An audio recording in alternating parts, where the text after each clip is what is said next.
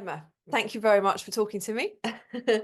Lovely to see you. It was lovely to meet you the other weekend at Mountain Run's Women's Only weekend. And congratulations on your recent win in Ireland. I know you said you were a bit worried about the nav there, so that clearly didn't end up being a problem.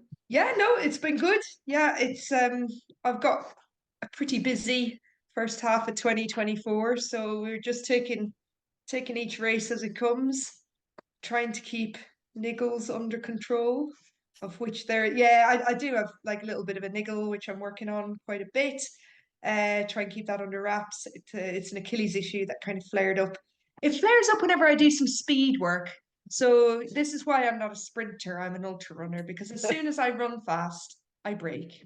So Yeah, yeah, it's bad for you running fast. yeah, running fast isn't good for you. So yeah, because I came out of Transgrancanaria in really good shape. So the Achilles issue, oh, long story, but basically I had an Achilles issue, which bizarrely flared up when I restarted training after Tour de Géance. So it didn't bother me during Tour de Géance, didn't bother me afterwards. It just seemed to flare up when I started running again. And it just was kind of a bit of a niggle.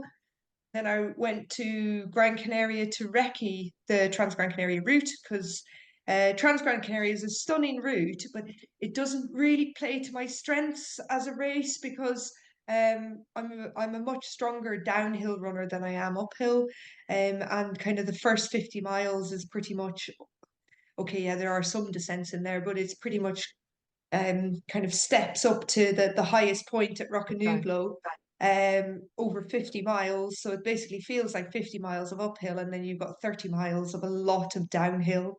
So Ouch. it doesn't really play to my strengths because, by the time I actually got to the downhill sections, I was going to be pretty destroyed from running uphill for 50 miles because I don't like running uphill. So I went to recce the race to kind of, give me a bit of an idea of what the terrain was like, and what these hills were like. And it flared up about 10 miles into the first day. So I was going to recce it's 130 kilometers. So I was going to recce it over 3 days, just for Christmas. And it flared up like 10 miles into the route. And I was like, "Ooh, this is going to be a very long 3 days." And then I worked really hard on it and set it down. Didn't bother me at all. Well, it was always like a niggle at the back of my mind, but it wasn't really hindering me to any great degree. And then ran Gran Canaria, felt great, didn't bother me at all, brilliant. Had a few days off.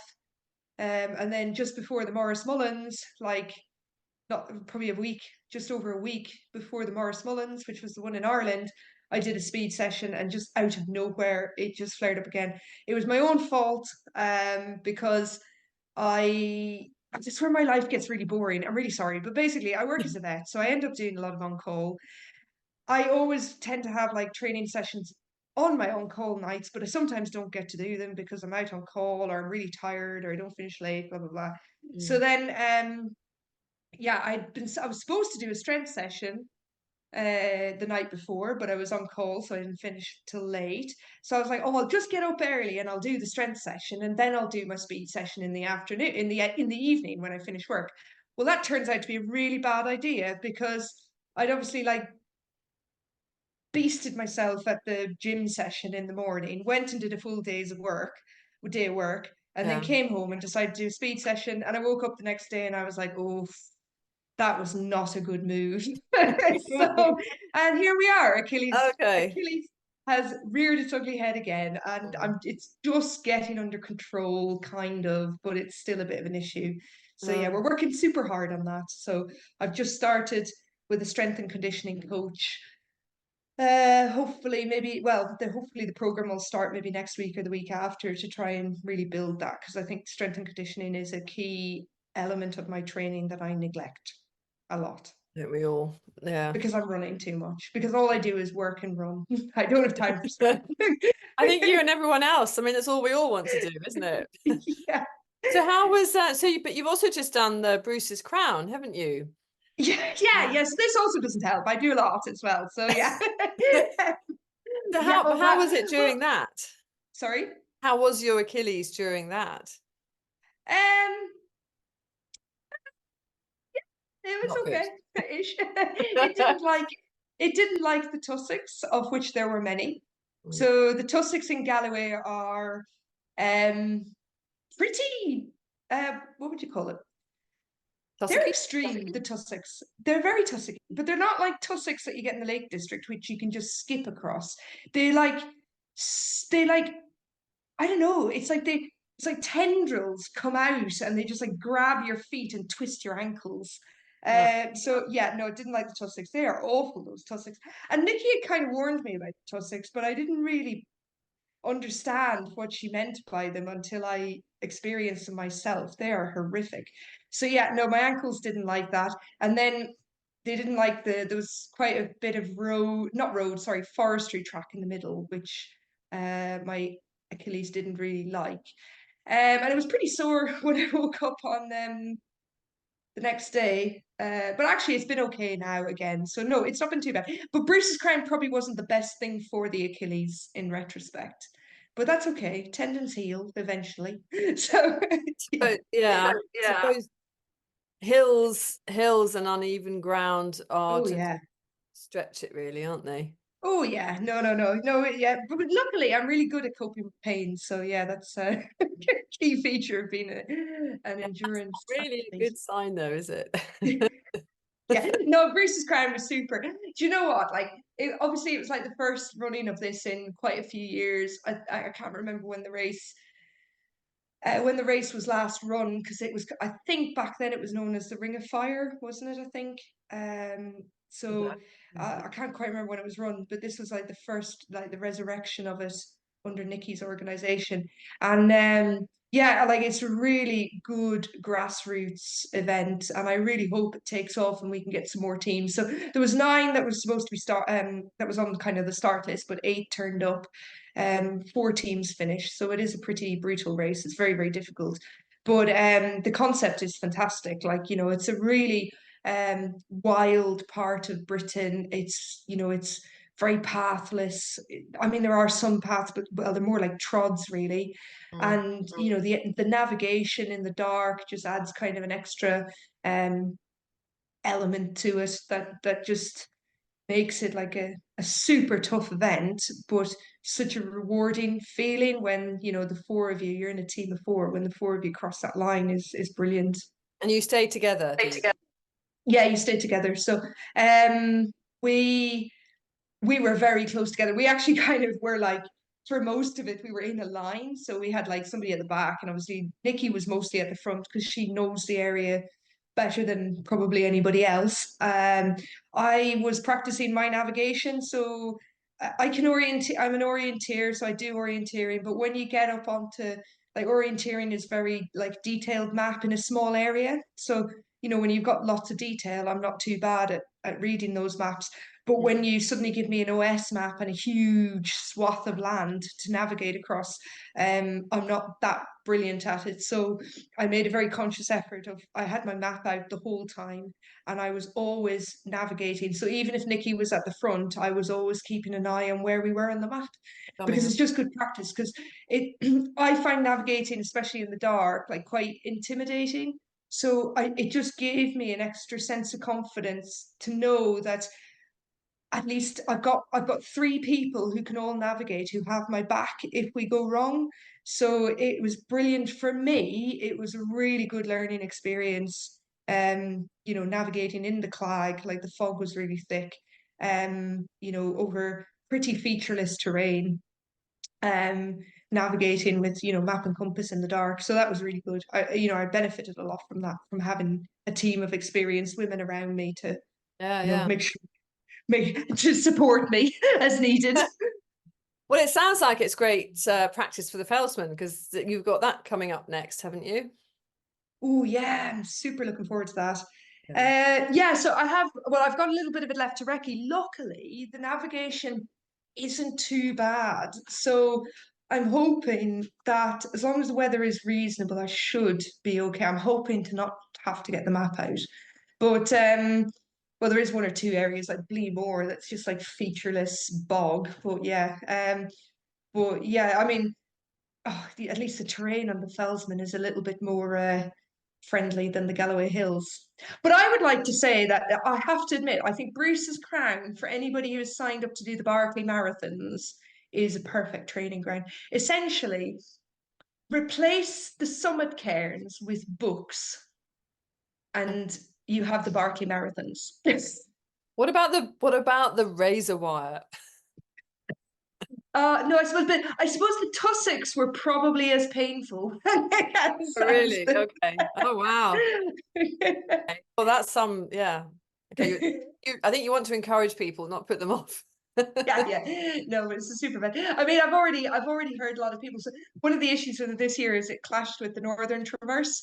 So there's a few people who maybe would have done the Northern Traverse that, or sorry, have done the Northern Traverse that maybe would have thought about entering a team. So, the more we get out about the event, hopefully the more teams we can draw in next year. Because I'd love to see it, Yeah. continue to be successful. You mentioned there that you felt that the sort of, yeah, the navigating OS maps on large terrain was, you needed the practice. Is that something you think women struggle with more, and that's why sort of there's less of us generally, is that sort of lack of confidence in things like navigating and being in the mountains by ourselves, that sort of means that there's less of us on the start line, although that is increasing, obviously. Yeah, possibly. Yeah, like I say, I never really learned how to use a map at school, and it was never really something I did. And I think I only really started looking at maps probably when I started running, maybe doing a little bit of fell running, but it wouldn't be an area that I'm very confident in. And I don't know why. I don't know why maybe women do find it more difficult. I don't know. I mean, there's always this cliche that, women can't read maps or whatever. But is there something to it? I don't know. Like I took a long time to learn how to read like orienteering maps. I still do struggle reading the contours. Like I don't always see like the features that my partner can see. Like he can look at a map and he can see the contours. He can map the contours on that piece of paper. He can just Yeah. look up and he can see it. And Visualize. I can't do that. I have to work really, really hard to be able to make that map, or to be able to orientate where I am in the map versus what I can see. And I don't know, is that a wiring thing? I don't know. Is it in general that women find that more difficult? I don't know. But Or do certainly we we can just all have do it. I mean, maybe we're not introduced to it at a young age where maybe boys are. I don't know. Yeah, I don't know. I don't know. Like certainly I wasn't introduced to it. But I mean I went to a mixed school. It's not like I was at a girls' school and didn't, it just wasn't something that was taught. And so I really don't know. It would be interesting to get people's Mm. opinions on it and see across the board. I don't know, because I still find it really intimidating. Like especially if you get OS maps, I'm not too bad with, but you give me a Harvey's map and I suddenly go, sorry, the dog. Um, you give me a Harvey's map and suddenly I just panic. I freeze. I'm like, I don't know how to read this. Um, It's so so different, isn't it? It's a very different, it's so different to look at. You've yeah. completely reset your brain, haven't you? Yeah, I don't like Harvey's maps, but No, but the people who use them absolutely love them, and they say they're better than OS. But Mm. to be honest, I probably just need to practice with them more, and it's just about practicing. Whereas I think with OS maps, I'm a lot more comfortable with OS maps. This is going to sound like a plug for OS maps, but I love the app. So the most used app on my phone is OS Maps, because I use it to like I use it pretty much every day to like plot routes for running, for taking the dog for a walk, just for going for a walk, or a hike. I use it all the time. So every single day I'm on that app reading it. Whereas like Harvey's, I don't think have an app, and obviously they don't cover the whole country. No. So the only time you're ever really looking at a Harvey's map, is either if you're out in the hills or if you're preparing to go out in the hills. Anger. So Yeah. again, it's probably a practice thing, you Yeah. know. Yes, that's a good point, actually. Yeah. Yeah, I hadn't thought of that. I mean, yeah, quite. I think, like you and many others, that the OS app is brilliant for plotting and following and generally cheating and just seeing where you are. Yeah, exactly. Yeah. I was like, this is where I think I am. No, never mind. Uh, Yeah. So yeah, so maybe if Harvey's did have a similar app, then maybe, you know, I would use it a lot more. mm, But again, like I say, it has the issue that like it doesn't cover the whole country, does it? Whereas like I can, you know, I go away for work quite a bit and I can end up, you know, in a city centre somewhere and I'm like, where can I go for a run in the city centre? And you just go on OS maps and you look for the footpaths and it's easy, you know. So yeah. so we touched earlier on the women's trail and ultra running weekend. Did you come across any sort of specific sort of pros and cons there? And do you think it helped those ladies that attended the weekend? Did you inspire them? Did you give them a talk as to how to get going? I did give them a talk, but mine was rubbish compared to Robin Cassidy. She had an amazing talk, but she, I suppose she has like a, because she's a physiotherapist. You know, obviously with a background in kind of sports science, she kind of works in the sports science field. And you know, she's got a lot of kind of scientific knowledge around the endurance sports. So she had a really good talk. I think I learned a lot from her talk, whereas mine was like, I like to run. Here is where I've run. So that was basically my talk. So no, I probably didn't inspire anybody. But well, except maybe that like you can, one thing I would like if I could inspire people in any way, it probably would be that like you can have a busy full-time job and still be reasonably successful at running. And yes, I'm very lucky I don't have kids, but I do have two dogs that require a lot of looking after and exercise. And Mm, you know, they you know, one of them's too young and one of them's too old to go out and do like 40 to 50 kilometer rate routes at the weekend. So like I have to kind of take them out separately. So that takes a big chunk of time. yeah. And but I can still, you know, I still work full time and things like that. I don't, you know, I have a very physical job, so I'm not sat at a desk all day. You know, I'm out and about in all weathers. So if there's one thing that like I hope I can make people appreciate is like, you know, you can still achieve you know, you can still achieve decent results and you can do the training Yeah. with with a full-time job. But yeah, you do have to make compromises and it's not always easy, you know, but yeah, you do your best. But I think for me, what I found most interesting is like the demographic of women at it, it was just so varied. Like everybody had a different background story. There was a whole different range of abilities. And it was just really nice to see all these people like finding out why do they run? Why are they interested in ultra running? Like what brought them to do that course even? Yeah. And I thought that was really interesting. Um, and a lot of them were beginners, like a lot of them hadn't run ultras before. Some of them had maybe run ultras, but struggled, you know, maybe had quite a few DNFs or found it really challenging. So I suppose they can just pull on everybody else's experiences and maybe, you know, gain some tips for the next time. And even again, it's a confidence thing. You know, if you've got the confidence to use polls properly, the got confidence to navigate, the confidence to read weather reports, um, you know, and even like running techniques. So like I think a lot of people struggle and are very scared of like downhill running. So, you know, if you can have people to kind of teach you tips and tricks for like improving your confidence on downhill running, like I think all of these things can just equip people with the skills that they need to succeed at these things. And yeah, for some people that means going on a course is the best way of doing it. Yeah. So Yeah. yeah, so And yeah, it was a also, really if you're coming from I mean, I think if you're coming from any form of urban background, I think we've been programmed that running by ourselves is dangerous, or we're likely to have people shout at us, or so I think there's also an element that you've got that solidarity of other women being with you, but also learning that in the countryside, hopefully, presumably, assuming that it is, you know, you don't have that sort of fear, you know, of just that fear of being a lone woman that so many people seem to have. Yeah, and it's a huge shame because I'd never lived in a big urban environment. Well, okay, I did live in Edinburgh for a few years when I was at university, but it was I didn't run back then. So I didn't, you know, I didn't have that experience of running on my own in the dark in a city. And Mm.